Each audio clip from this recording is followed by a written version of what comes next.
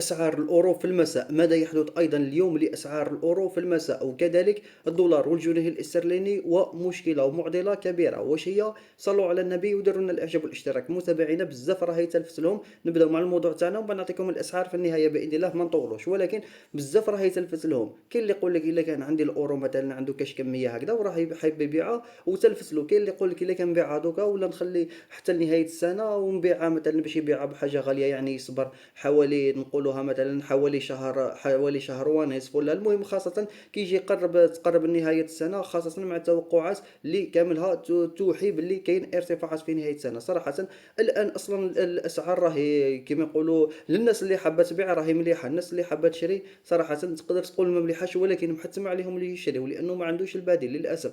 حتى وأنه صراحة الناس اللي حابة تبيع الآن راهي الأسعار مليحة، ولكن من المنتظر في نهاية السنة تاع الصح ممكن زي ترتفع شوية هكذا تاع أسعار الأورو، لأنه جيبوا لكم كلام واش راه يقولوا الخبراء وبناء على معطيات وتحليل يعني حيادي جدا. صراحة بالفعل من المرتقب في نهاية السنة زي ترتفع أسعار الأورو نوعا ما. لماذا؟ لأنه لو كان نرجعوا للسنة الماضية واللي قبلها واللي قبلها واللي قبلها، هي دائما نشوفوا مثلا الأسعار دائما ترتفع خاصة في نهاية السنة. فما بالك الآن اللي أصلا راهي شحال وهي في ارتفاعات وتدخل في تابات ارتفاع وتابات، كي تلحق نهاية السنة من المنتظر ترتفع. ولكن انت دائما دير حسابك، لا ما تدريش ممكن يجي كاش عامل هكذا ويهبط الاورو، ولا صراحه هو مستبعد، ولكن تحط كامل الاحتمالات وحاول تتخذ القرار تاعك بنفسك. المهم نبداو بالجنيه الاسترليني ونختموا بالاورو. 100 جنيه استرليني في المساء يشريوها 3 ملايين والبيع 3 ملايين و40 الف.